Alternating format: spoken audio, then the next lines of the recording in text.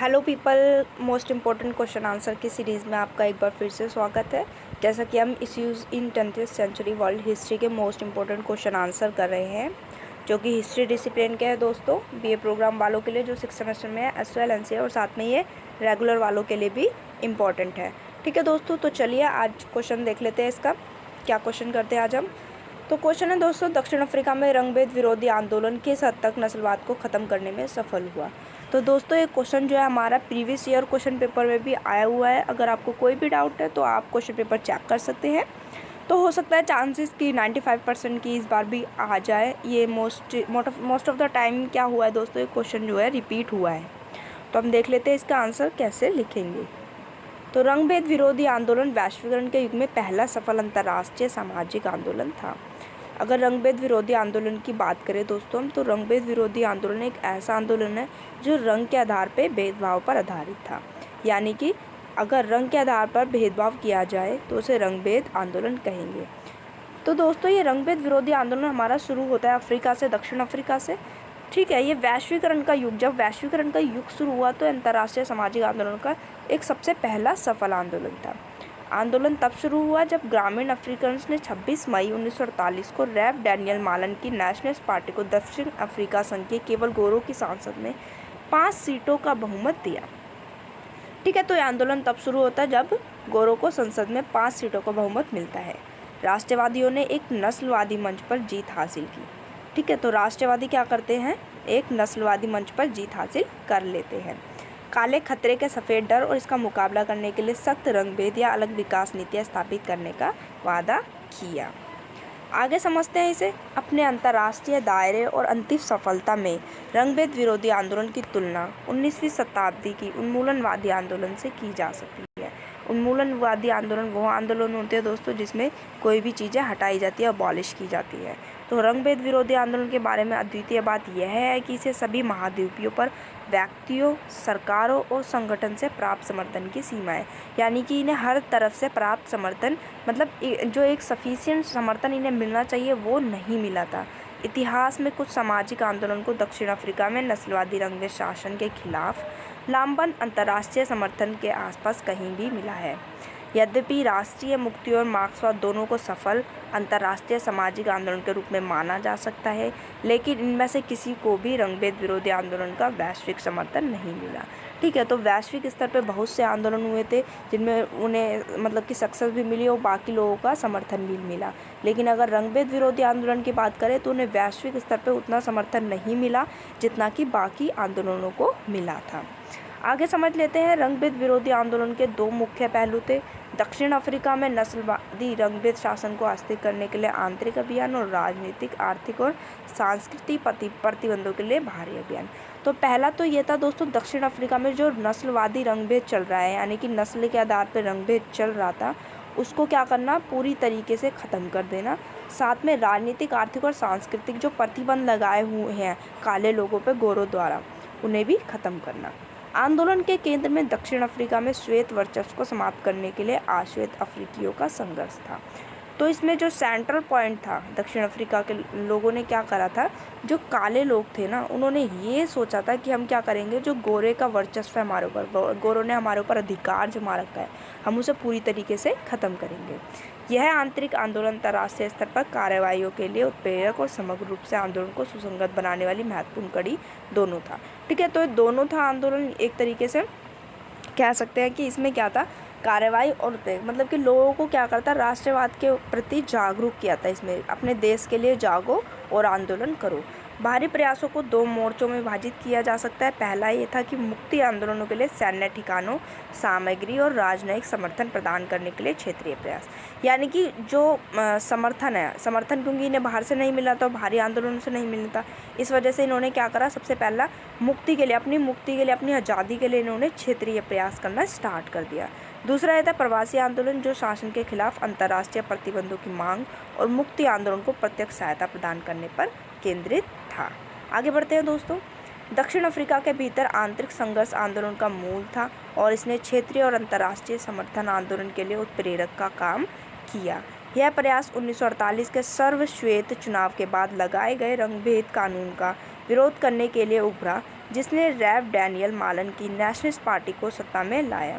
शासन ने जल्दी से अलगाववादी कानून पारित किया जिसमें शामिल है, ठीक है दोस्तों। तो इसमें क्या होता है, दक्षिण अफ्रीका में जो बहुत एक पार्टी जीतती है जिसमें क्या होता है वो बहुत सारे कानून पारित करते हैं, जिसमें से पहला कानून था दोस्तों मिश्रित विवाह निषेध अधिनियम, जो कि 1950 का था, ठीक है, जिसमें क्या था कि हम इंटरकास्ट मैरिज नहीं कर सकते, उस पर बैन लगा दिया गया था। दूसरा था जनसंख्या पंजीकरण अधिनियम यानी कि 1949 का, जिसमें 16 वर्ष से अधिक आयु के सभी व्यक्तियों के लिए पंजीकरण और नस्लीय वर्गीकरण की आवश्यकता थी, यानी कि जो 16 वर्ष से ऊपर है उनको क्या करा जाएगा, नस्ल के आधार पर डिवाइड किया जाएगा। अगला था साम्यवाद का दमन अधिनियम, 1950 का था ये, जिसने रंगभेद विरोधी गतिविधियों को साम्यवाद से जोड़ा, यानी कि जो रंगभेद के लिए आंदोलन चल रहा है वो क्या है, साम्यवाद से जुड़ा हुआ है। अगला था समूह क्षेत्र अधिनियम यानी कि 1950 का, जिसने सरकार को उन क्षेत्रों को निर्धारित करने की अनुमति दी थी जिसमें विभिन्न जातियों और राष्ट्रीयता के लोग निवास कर सकते हैं और संपत्ति के मालिक हो सकते हैं। अगला था बंटू शिक्षा अधिनियम यानी कि 1953 का, जिसने मिशन स्कूलों को सरकारी नियंत्रण में ला दिया, यानी कि अब जो स्कूल थे वो ब्रिटिश के कंट्रोल में आ गए। आगे बढ़ते हैं। आगे था प्रतिरोध आंदोलन ने सबसे पहले अफ्रीकी राष्ट्रीय कांग्रेस, ये अलग अलग पार्टियों के नाम आपको याद रखने पड़ेंगे, दक्षिण अफ्रीकी कम्युनिस्ट पार्टी, भारतीय राष्ट्रीय कांग्रेस और पैन अफ्रीकनिस्ट कांग्रेस जैसे संगठन के नेतृत्व में अहिंसक प्रत्यक्ष कार्रवाई रणनीति के साथ प्रतिक्रिया दी, ठीक है। तो अलग अलग पार्टीज थी जिन्होंने इस आंदोलन में पार्टिसिपेट किया था।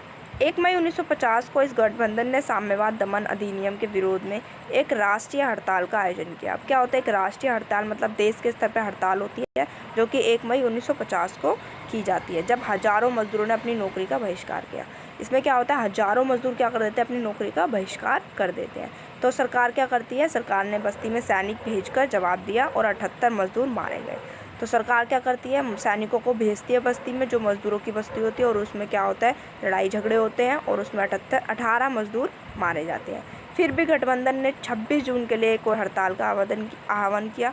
अब क्या होता है, जो गठबंधन ये अलग अलग पार्टियों का जो गठबंधन होता है वो क्या करता है 26 जून को दोबारा से एक हड़ताल का आयोजन करता है और कार्यकर्ताओं ने फिर से अच्छी संख्या में जवाब दिया। फिर से अच्छी संख्या में क्या होता है जवाब मिलता है ब्रिटिश सरकार को, ठीक है। आगे बढ़ते हैं। आगे ये हड़तालें 1952 से 1953 के सामूहिक सविनय अवज्ञा से तात्पर्य है कि प्यार से आज्ञा ना मानना, ठीक है, मतलब कि इसमें हिंसक रूप ना लेना, अहिंसक रूप से आंदोलन करना। अभियानों की प्रस्तावना थी जिन्हें सामूहिक रूप से न्यायपूर्ण कानूनों की अवज्ञा के अभियान के रूप में जाना जाता है। जून और दिसंबर 1992 के बीच केवल गोरे, पीने के फव्वारे, ट्रेन के डिब्बे और प्रतीक्षालय जैसे छोटे रंगभेद कानूनों का उल्लंघन करने के लिए हजारों कार्यकर्ताओं को गिरफ्तार किया गया था। अब क्या था, देश में ऐसी बहुत सारी चीज़ें थी जिसमें क्या था, काले लोगों को इजाज़त नहीं थी जाने की, जैसे कि शहरी बस्तियों में, पीने की टंकी में, ट्रेन में आगे बैठने के लिए, ठीक है। तो उस पर क्या था, बैन लगा हुआ था, गोरे लोग जा सकते थे, केवल काले लोग नहीं जा सकते थे। तो जो भी इसका उल्लंघन करता था उसको उनमें से हजारों को गिरफ्तार कर लिया गया। ANC के स्वयंसेवी प्रमुख नेल्सन मंडेला ने देश भर में सैकड़ों भाषण दिए और आश्रित लोगों से रंगभेद कानून का उल्लंघन करने का आग्रह किया। अब जो दोस्तों ये जो रंगभेद विरोधी आंदोलन है उसमें जो प्रमुख नेता उभर कर आते हैं वो होते हैं दोस्तों नेल्सन मंडेला, वो भी आश्वेत होते हैं, मतलब काले होते हैं, ठीक है। इसमें क्या होता है, वो अलग अलग जगह जाके भाषण देते हैं और साथ में जो काले लोग होते हैं उन्हें प्रेरित करते हैं कि आंदोलन करें, ज़्यादा से ज़्यादा आंदोलन में भाग लें और उनसे विनती करते हैं। और सरकार ने प्रदर्शनकारियों को गोली मारकर मंडेला सहित आंदोलन के नेताओं को गिरफ्तार करके जवाब दिया। अब सरकार उसके जवाब में जब ये आंदोलन वगैरह मतलब कि ये जो भाषण वगैरह देने जाते हैं अलग अलग जगह पे, जब लोग पार्टिसिपेट करते हैं आंदोलन में, तो सरकार क्या करती है, बहुत सारे लोगों को गोली मार देती है और साथ में जो नेल्सन मंडेला होते हैं और अन्य जो मंत्री वगैरह होते हैं उन लोगों को क्या करती है दोस्तों, उनको गिरफ्तार कर लेती है, जैसे कि यूसुफ दादू कांग्रेस के अध्यक्ष और माइकन वर्कर्स यूनियन के JB वार्ड्स, ठीक है दोस्तों। आगे समझ लेते हैं रंगभेद के खिलाफ इन आंतरिक संघर्षों और उनकी हिंसक प्रतिक्रिया ने अंतर्राष्ट्रीय आंदोलन को गति दी। अब क्या होता है, जो रंगभेद विरोधी आंदोलन है पूरे विश्व में फैलना स्टार्ट हो जाता है। उदाहरण के लिए सविनय अवज्ञा अभियान ने भारत, अफ्रीका और संयुक्त राज्य अमेरिका में समर्थकों को प्रेरित किया। 12 सितंबर 1952 को 13 अफ्रीकी और एशियाई देशों ने संयुक्त राष्ट्र के महासचिव के समक्ष नस्लीय भेदभाव का मुद्दा उठाया। अब जो ये मुद्दा होता है, जो नस्लीय भेदभाव का मुद्दा होता है दोस्तों, 1952 में UNO में पहुंच जाता है। इस मुद्दे का अध्ययन करने के लिए एक आयोग स्थापित किया जाता है, ठीक है। इस मुद्दे को स्टडी करने के लिए क्या होता है, एक आयोग को स्थापित किया जाता है। अगली आम सभा में इसकी रिपोर्ट करने के लिए संगठन से आह्वान किया जाता है। संयुक्त राज्य अमेरिका हालांकि रंगभेद के लिए अमेरिकी राजनयिक समर्थन के 40 साल के इतिहास की शुरुआत करते हुए प्रस्ताव को वीटो कर दिया। ठीक है, जैसे कि अमेरिका भी क्या होता है, रंगभेद से जूझा होता है जब वो अपनी आज़ादी का टाइम पीरियड होता है उसका, लेकिन फिर क्या होता है दोस्तों, फिर भी जो अमेरिका होता है इस पर वीटो का यूज़ करके ये जो मुद्दा होता है इसको हटा देता है। फिर भी जबकि यह विशिष्ट अभियान विफल रहा, दक्षिण अफ्रीका में आश्रित लोगों की दुर्दशा के बारे में विश्व की चेतना को बढ़ाने के प्रयास के परिणामस्वरूप अंततः एक व्यापक प्रतिबंध संकल्प होगा। ठीक है दोस्तों, लेकिन जैसे कि यूएनओ में असफल हो जाता है, लेकिन फिर भी आश्रित जो होते हैं वो हार नहीं मानते, फिर भी वो आंदोलन करते रहते हैं और वो दृढ़ संकल्प रहते हैं अपने देश की आज़ादी के लिए। 23 मार्च 1960 को दक्षिण अफ्रीकी पुलिस ने शार्पविल टाउनशिप में 72 पुरुषों, महिलाओं और बच्चों को मार गिराया। अब पुलिस क्या करती है, 23 मार्च 1960 को दक्षिण अफ्रीका में क्या करती है, शार्पविल टाउनशिप होती है जिसमें क्या होता है 72 पुरुष, महिलाओं और बच्चों को मार देती है। प्रदर्शनकारी 1992 के मूल निवासी अधिनियम का विरोध कर रहे थे, क्योंकि जो प्रदर्शनकारी होते हैं यानी कि जिन्हें मारा गया था वो क्या कर रहे होते हैं, 1952 का मूल निवासी अधिनियम का विरोध कर रहे होते हैं, जिसके लिए आश्रित लोगों को हर समय अपने साथ पहचान रखना आवश्यक था। ठीक है, इसमें क्या होता है, जो आश्रित लोग होते हैं यानी कि काले लोग होते हैं उनको अपने साथ आइडेंटिटी रखना ज़रूरी होता है। ठीक है, अगर नहीं रखोगे तो उन्हें जेल में डाल दिया जाएगा, दंड दिया जाएगा। कानूनों को शहरी क्षेत्रों में काले लोगों की आवाजाही को प्रतिबंधित करने के लिए डिज़ाइन किया गया था। नरसंहार ने दुनिया भर में आक्रोश फैलाया और पीड़ितों की तस्वीर रंगभेद की प्रतिष्ठित छवियां बन गई। हालांकि अंतर्राष्ट्रीय प्रतिबंधों के लिए मूल आह्वान 1959 में ANC से आया था। यह शार्पविल नरसंहार था जिसने दक्षिण अफ्रीका को एक पारिया राज्य बना दिया और अंतर्राष्ट्रीय कार्रवाई की शुरुआत की। अब क्या होता है, दोबारा से एक बार ये मुद्दा जो होता है अंतर्राष्ट्रीय स्तर पर फैल जाता है जब ये आंदोलन में क्या होता है 72 पुरुषों, महिलाओं और बच्चों को मारा जाता है। दक्षिण अफ्रीका को खेल, सांस्कृतिक और शैक्षणिक संस्थानों से निष्कासित कर दिया जाता है। जैसा कि आपको अभी पता ही है, जैसे रशिया जो है क्या कर रहा है, यूक्रेन के साथ युद्ध कर रहा है, तो रशिया को बहुत सारे संस्थानों से बाहर कर दिया गया। तो ऐसे ही जब अंग्रेज़ क्या करते हैं, ब्रिटिश क्या करती है, दक्षिण अफ्रीका के साथ इतने दमन करती है तो क्या करते हैं, उन्हें बहुत सारी चीज़ों से बाहर निकाल दिया जाता है दक्षिण अफ्रीका को। और 6 नवंबर 1962 को संयुक्त राष्ट्र महासभा ने राजनयिक, परिवहन और दक्षिण अफ्रीका के साथ आर्थिक संबंध, हालांकि यह प्रस्ताव स्वैच्छिक था लेकिन यह रंगभेद विरोधी आंदोलन की एक बड़ी जीत थी। ठीक है, तो ये एक तरीके से माना जा सकता है क्योंकि जो अफ्रीका है वो किसके कंट्रोल में था उस टाइम पे, अंग्रेज़ों के कंट्रोल में यानी कि ब्रिटिश के कंट्रोल में था। तो जब उन्हें बहुत सारी चीज़ों से, अलग अलग चीज़ों से हटा दिया जाएगा, निष्कासित कर दिया जाएगा, तो इसका मतलब ये है कि अंग्रेज़ हार रहे हैं। और दूसरी तरफ क्या है दोस्तों, जो आश्रित लोग हैं, जो रंगभेद विरोधी आंदोलन कर रहे हैं, वो उनकी एक बड़ी जीत हो रही है। अंतर्राष्ट्रीय संगठन जैसे कि अंतर्राष्ट्रीय श्रम संगठन और संयुक्त राष्ट्र शैक्षिक, वैज्ञानिक और सांस्कृतिक संगठन यानी कि यूनेस्को ने भी दक्षिण अफ्रीका को निष्कासित करने के लिए मतदान किया। तो ये दोनों भी क्या करते हैं, दक्षिण अफ्रीका को निष्कासित करने के लिए मतदान करना शुरू कर देते हैं। आगे समझते हैं, रंगभेद शासन ने इस दबाव का जवाब आपातकाल की स्थिति घोषित करके SACP, ANC और PAC जैसे रंगभेद विरोधी संगठनों पर प्रतिबंध लगा दिया। अब क्या होता है, क्योंकि उन्हें अलग अलग संगठनों से बाहर निकाला जा रहा था दक्षिण अफ्रीका को, तो सरकार क्या करती है, आपातकाल घोषित कर देती है पूरे देश में। और साथ में जो पार्टीज़ होती हैं जो आंदोलन का नेतृत्व कर रही होती है उन पर भी प्रतिबंध लगा देती है, यानी कि रिस्ट्रिक्शन लगा देती है। जवाब में मुक्ति आंदोलन भूमिगत और निर्वासन में चले गए, जहाँ आंदोलन का दूसरा चरण शुरू हुआ। अब आंदोलन का क्या होता है दोस्तों, दूसरा चरण शुरू होता है जिसमें क्या होता है, सशस्त्र संग्रह होता है, यानी कि जो युद्ध मतलब जो आंदोलन है वो शस्त्र के साथ होता है। इस चरण को अफ्रीकी एकता संगठन द्वारा आयोजित क्षेत्रीय व्यापक अफ्रीकी समर्थन के साथ संघर्ष के अंतर्राष्ट्रीयकरण की विशेषता थी। निर्वासित OAU और दक्षिण अफ्रीका के पड़ोसी गठबंधन के माध्यम से फ्रंटलाइन स्टेटस के रूप में जाना जाता है। दोनों के माध्यम संचालन, सैन्य प्रशिक्षण और राजनीतिक शिक्षा के आधार हासिल किए। रंगभेद शासन ने अपने पड़ोसियों पर हमला करके और शत्रुतापूर्ण सरकारों को बाधित करने, बदनाम करने और खाड़ फेंकने के लिए रेनोमो और UNITI जैसे आतंकवादी संगठनों को पराजित करके जवाब दिया।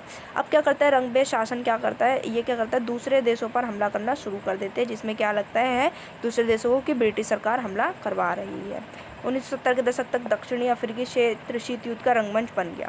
अब जो होता है, क्योंकि इस टाइम पे शीत युद्ध चल रहा होता है, जैसे कि आपको पता है 1945 से 1991 तक शीत युद्ध चला था, तो इसमें अफ्रीका भी आ जाता है शामिल। अगर आपने शीत युद्ध वाली वीडियो नहीं देखी है तो लिंक मैं डिस्क्रिप्शन में मेंशन कर दूँगी, आप वहाँ से चेकआउट कर लेना, उसका आंसर मैंने प्रोवाइड करा दिया है। वापस आते हैं वीडियो पर। संयुक्त राज्य अमेरिका और दक्षिण अफ्रीका ने आतंकवादी विद्रोहियों को प्रायोजित किया और क्यूबा और सोवियत संघ ने मोजाम्बिक और अंगोला की सरकारों का समर्थन किया। दक्षिण अफ्रीकी सेना ने अंगोला पर आक्रमण किया। अब क्या करती है दक्षिण अफ्रीका की जो सेना होती है वो अंगोला पर आक्रमण कर देती है और लेसोथो, मोजाम्बिक, जिम्बाब्वे और जाम्बिया पर हमला कर देती है। इस बीच दक्षिण अफ्रीका के सोवेटो शहर में पुलिस की कार्रवाई में सैकड़ों युवा मारे गए।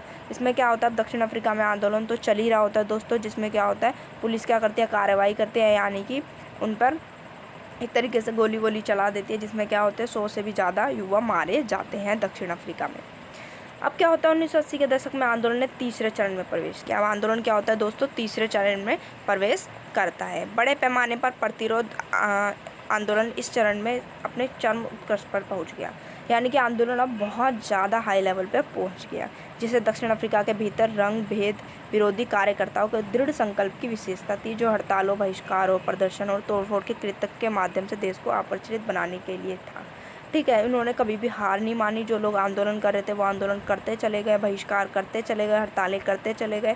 ठीक है, और उन्होंने यह नहीं सोचा कि अब उन्होंने सोच ही लिया था कि अब उन्हें आज़ादी चाहिए, अब वो अंग्रेज़ों की गुलामी नहीं सह सकते थे। 1983 में आंतरिक संगठन चर्च समूह के एक संगठन ने आंदोलन के नए चरण का नेतृत्व करने के लिए यूनाइटेड डेमोक्रेटिक फ्रंट का गठन किया। अब क्या होता है, एक नई पार्टी का गठन होता है जिसका नाम क्या होता है, यूनाइटेड डेमोक्रेटिक फ्रंट। ठीक है, विपक्ष को विभाजित करने के प्रयास में शासन ने 1984 के चुनाव में भारतीय और रंगीन, यानी कि मिश्रित, इसमें काले और गोरे दोनों होते हैं, को सीमित मताधिकार की पेशकश की। अब 1984 में क्या होता है, जो चुनाव होते हैं उसमें डिमांड की जाती है कि कम से कम मताधिकार का अधिकार तो दो ने। हालांकि रणनीति विफल रहती है, लेकिन ये फेल हो जाती है और इसके बजाय सभी ने अवज्ञा के आगे कृत्यों को बढ़ावा दिया और तोड़फोड़। इसके अलावा अंतर्राष्ट्रीय रंगभेद विरोधी आंदोलन परिपक्व हो गया और दुनिया के अधिकांश देशों ने दक्षिण अफ्रीका के खिलाफ सैन्य और आर्थिक प्रतिबंध लगा दिए थे। अपवाद ब्रिटेन और संयुक्त राज्य अमेरिका थे, लेकिन आंदोलन ने 1986 में इस बाधा को पार कर लिया जब संयुक्त राज्य अमेरिका कांग्रेस ने व्यापक रंगभेद विरोधी अधिनियम पारित किया। अब क्या होता है, बहुत सारे देशों ने क्या कर दिया था दोस्तों, जो ये हमारा दक्षिण अफ्रीका है उस पर क्या कर दिए थे, आर्थिक और सैन्य प्रतिबंध लगा दिए थे। बस दो देश थे जिन्होंने नहीं लगाए थे, वो कौन कौन से थे, एक तो ब्रिटेन और एक संयुक्त राज्य अमेरिका। ब्रिटेन ने तो इसलिए नहीं लगाया था क्योंकि वो खुद ही उस पर कब्जा करके बैठा था और अमेरिका इसका फ़ायदा उठा रहा था।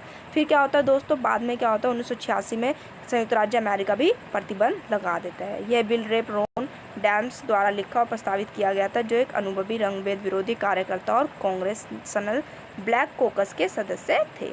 सीएए ने दक्षिण अफ्रीकी अर्थव्यवस्था को एक गंभीर झटका दिया। ठीक है, सीएए एक पार्टी है। ठीक है, दक्षिण अफ्रीका को एक गंभीर झटका मिलता है, जो 1 साल पहले ही अमेरिकी बैंकों की वापसी से जूझ रही थी। 1987 में 2,50,000 अफ्रीकी खान श्रमिक हड़ताल पर चले गए, जिससे अर्थव्यवस्था और रंगभेद ही राज्यों की वैधता को और नुकसान पहुंचा। अब क्या होता है, इतने सारी मात्रा में जो होते हैं श्रमिक वो हड़ताल पर चले जाते हैं, जिससे क्या होता है, जो अफ्रीका की अर्थव्यवस्था होती है वो एक तरीके से डूब जाती है और बहुत ज़्यादा उसको अर्थव्यवस्था को बहुत ज़्यादा नुकसान होता है। आगे निष्कर्ष देख लेते हैं। इस प्रकार ये अंतर्राष्ट्रीय प्रतिबंधों और आंतरिक कलह के संयुक्त दबाव के कारण रंगभेद ही राज्य का अंत हुआ। अब क्या होता है, रंगभेद आखिरकार लास्ट में लोगों की विजय होती है और 24 अप्रैल 1994 में जो हमारा दक्षिण अफ्रीका होता है वो क्या होता है, सक्सेसफुली क्या होता है दोस्तों, आज़ादी मिल जाती है उसे। रंगभेद कानून के स्तंभों को निरस्त करने के साथ पीछे हटना शुरू हुआ, जिसकी शुरुआत 1986 में पास कानूनों के निरसन के साथ हुई। 1990 तक सरकार ने CACP, ANC और PAC पर से प्रतिबंध हटा लिया। अब क्या करती है गवर्नमेंट, जब वो उसे मतलब कि ब्रिटिश सरकार को दिखता है कि बहुत ज़्यादा मात्रा में आंदोलन बढ़ता जा रहा है, तो वो क्या करती है, पार्टियों से प्रतिबंध हटाना शुरू कर देती है और थोड़ी मतलब कोमलता बरतना शुरू कर देती है। वो सोचती है कि अब मतलब कि अगर मैं प्यार से, अगर वो जो सरकार है वो प्यार से बर्ताव करेगी तो लोग आंदोलन करना छोड़ देंगे। 1913-1936 की भूमि अधिनियम को निरस्त कर दिया। उन्होंने भूमि अधिनियम जो लगाया था उसको भी हटा दिया। जनसंख्या पंजीकरण अधिनियम और पृथक सुविधा अधिनियम भी स्टार्ट कर दिया। नेल्सन मंडेला को 27 साल जेल में बिताने के बाद 1991 में रिहा भी कर दिया। ठीक है, नेल्सन मंडेला को बोला जाता है कि उन्हें क्या कर देते हैं, उम्र कैद की सज़ा मिल जाती है, लेकिन वो क्या कर देते हैं, जब अंग्रेज़ों को लगता है कि भाई आंदोलन अब कंट्रोल में नहीं है, तो नेल्सन मंडेला को 27 साल बाद क्या कर देते हैं, जेल से रिहा कर देते हैं, जो कि 1991 में उन्हें रिहा किया जाता है। 4 साल बाद 10 मई 1994 को मंडेला ने दक्षिण अफ्रीका के राष्ट्रपति के रूप में क्या कर ली, शपथ ले ली। ठीक है, क्योंकि 24 अप्रैल को ही उनको आज़ादी मिल जाती है और 10 मई 1994 को क्या करते हैं, जो मंडेला होते हैं वो दक्षिण अफ्रीका के पहले राष्ट्रपति बन जाते हैं, जो कि आश्वेत होते हैं। मंडेला और उनकी अफ्रीकी नेशनल कांग्रेस ने 1994 के चुनाव में भारी जीत हासिल की। दोनों काले और सफ़ेद विपक्षी दलों को हराकर नए दक्षिण अफ्रीका का निर्विवाद नेता बन गए। ठीक है, तो उसमें ये था कि जो ब्रिटिश गवर्नमेंट है वहाँ के बहुत सारे जो लोग थे वहीं रहना स्टार्ट कर दिया दक्षिण अफ्रीका में ही। ठीक है, तो जो अफ्रीकी नेशनल कांग्रेस पार्टी है वो सारी पार्टियों को हरा के निर्विवाद मतलब कि बिना विवाद के ये जो होते हैं नेता बन जाते हैं और दक्षिण अफ्रीका के राष्ट्रपति बन जाते हैं और शपथ ले लेते हैं। इस तरीके से क्या होता है, रंगभेद विरोधी आंदोलन होता है वो सक्सेसफुल रहता है और साथ में जो रंगभेद होता है दक्षिण अफ्रीका में वो एक तरीके से ख़त्म हो जाता है। ठीक है दोस्तों, तो ये तो था आज का आंसर। आशा करती हूँ आपको समझ आ गया होगा, और अगर आपको कोई भी डाउट है तो आप कमेंट सेक्शन में मेंशन कर सकते हैं। ठीक है दोस्तों, so thank you for watching this video. Please like share subscribe my channel दोस्तों, और मिलते हैं दोस्तों नेक्स्ट वीडियो में, और all the best for your next exam. Thank you.